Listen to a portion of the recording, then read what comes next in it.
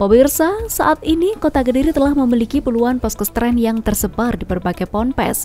Jumlah ini menunjukkan komitmen Dinkes Kota Kediri dalam memastikan setiap ponpes memiliki akses terhadap pelayanan kesehatan yang memadai. Dan nantinya poskestren ini akan merata di seluruh ponpes sekota Kediri.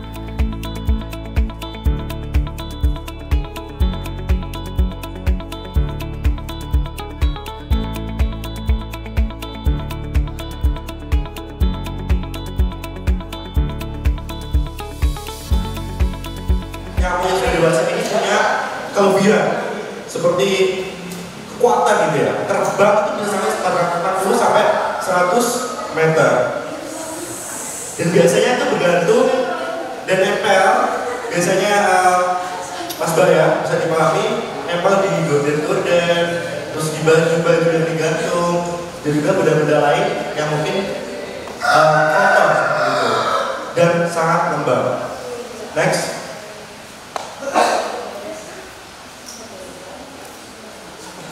Selanjutnya bisa dipahami gejala demam berdarah. Tentunya pada masa inkubasi itu daripada 4 sampai 6 hari. Jadi gejala demam berdarah ini biasanya tidak kita ketahui, tetapi dalam 4 sampai 6 hari itu kita sudah tergigit. Ternyata di hari ke-6 itu kita merasakannya namanya panas tinggi sekali sampai 40 derajat Celcius. Kalau kita tahu air mendidih itu 100 derajat Celcius. Kalau 40 itu hampir setengahnya. Jadi bisa dibilang sangat panas. Setengahnya, tapi lumayan panas buat tubuh manusia. Jadi karena tekanan panas tubuh tadi bisa jadi shock, mungkin kejang gitu ya. Ada kan? Kejang gitu kan. Itu karena gejala-gejala klinik tersebut ya. Panas yang ada di dalam tubuh mungkin seperti itu, akhirnya disertai dengan lemah, mual, muntah, sakit perut, diare yang sangat sakit, akhirnya bisa kejang. Selanjutnya ada mungkin juga ditemui pendarahan dan juga di area tertentu organ seperti hidung dan juga gusi.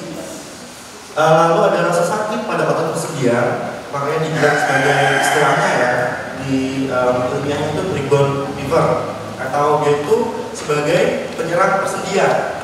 Itu sangat sakit oleh penderitanya, jadi bisa dirasakan seperti tulang itu merasakan patah, seperti patah gitu. Next.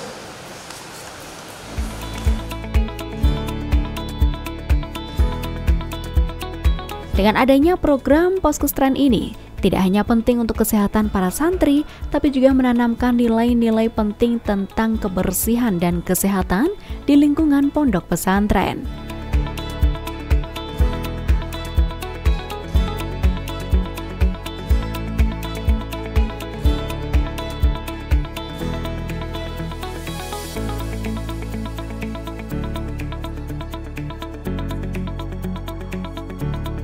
Oke Mas, Baya, bisa dilihat di sini ada slide pencegahan. Tentunya penyakit ini tuh bisa dibilang diam-diam gigit, diam-diam menyakiti, gitu ya. Ya ini DBD. Makanya dari itu ada program pemerintah dari Kementerian Kesehatan dari pencegahan DBD yang efektif bisa kita baca bersama-sama, yaitu yang unik apa? PSN 3M plus. PSN ini ada yang tahu mungkin Mas Boya? PSN, pemberantasan sarang nyamuk. Nah, PSN ini adalah singkatan, jadi saya singkat nanti kita bahas, yaitu adalah 3M plus. 3M yang kita sering dengar dari kecil mungkin pernah mendengar, yaitu adalah yang pertama kita bisa baca bersama-sama, menguras tempat penampungan air seperti bak mandi, ember, drum secara rutin. Jadi pondok mungkin ya ada tempat penampungan air ataupun juga ember ya Mbak ya, ember, terus ada juga penampungan air.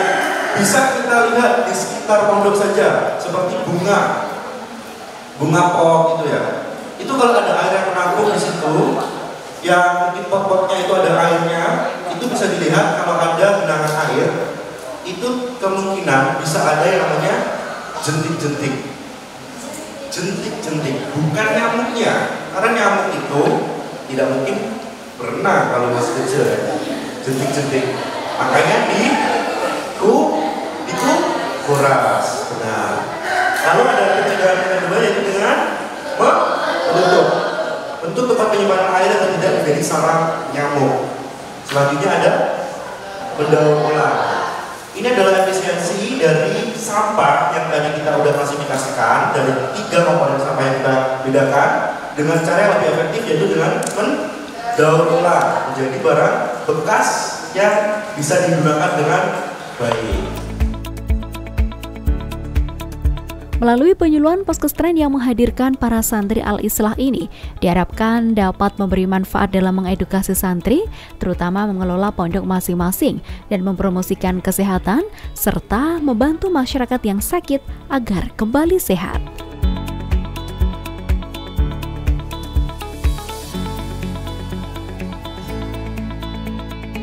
Ya, goalnya untuk pondok pesantren khususnya di Al-Islah ini yang sebelumnya belum punya poskestren, sekarang kita lakukan pembinaan untuk memiliki poskestren di mana banyak sekali manfaatnya dari santri untuk santri, dan apabila khususnya untuk kesehatan apabila ada yang sakit, sekaligus media promosi kesehatan ada di poskestren itu sendiri.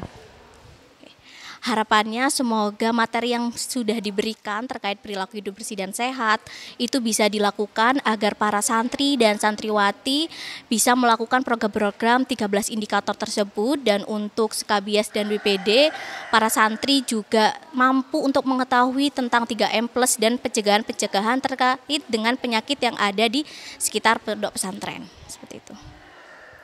Ya, mungkin harapan yang ingin dicapai, semoga kedepannya kesehatan santri itu lebih baik lagi.